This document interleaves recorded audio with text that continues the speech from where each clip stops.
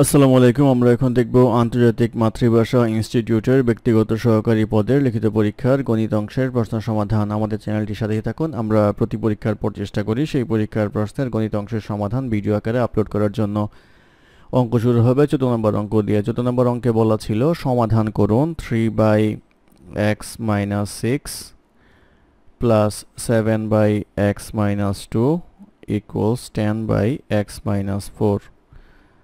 তো এটা করার ক্ষেত্রে আমরা যদি এটুকু লসাগু করি তাহলে আসবে হচ্ছে x - 6 x - 2, আর এটা আসবে হচ্ছে 3x - 6 plus 7x - 42 equals 10/x - 4, বা উপরেটা যোগ করলে আসবে হচ্ছে 10x - 48, নিচে আসবে হচ্ছে x square minus 6x - 2x plus 6 দুগুণে 12 ইকুয়ালস এটা আসবে হচ্ছে 10x - 4, বা এখানে যদি আমরা 2 কমন নেই তাহলে আসবে হচ্ছে 5x - 24, আর নিচে আসবে হচ্ছে x square minus 8x plus 12 equals আসবে হচ্ছে 10x - 4, বা এই 2 আর 10 কাটাকাটি করলে আসবে হচ্ছে 5x - 24 x square minus 8x plus 12 equals আসবে হচ্ছে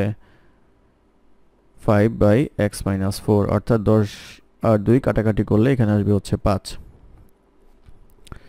এখন আমরা কোনাকুনি গুণ করব। কোনাকুনি গুণ করলে আমরা পাবো হচ্ছে 5x square minus 40x plus 60 equals আসবে হচ্ছে x - 4 ইন্টু 5x - 24, বা 5x square minus 40x plus 60 equals আসবে হচ্ছে 5x square minus 20x minus 24x plus 96, বা 5x square minus 40x plus 60 equals আসবে হচ্ছে 5x square minus 44x plus 96, বা 44x এই পাশে নিয়ে আসলে আসবে হচ্ছে 4x ইকুয়ালস আসবে হচ্ছে 36, বা x ইকুয়ালস আসবে হচ্ছে 36/4, বা x ইকুয়ালস আসবে হচ্ছে 9। এই 9 হবে হচ্ছে নির্ণয়ের সমাধান। এটি এই প্রশ্নের উত্তর। তারপরে প্রশ্ন নাম্বার 15তে বলা আছে y equals 8, b equals -6, a equals 15 হলে y plus 2b equals ay minus c by b সমীকরণে c এর মান বের করুন। তো এটা করলে আমরা পাবো হচ্ছে by plus 2b square equals ay minus c।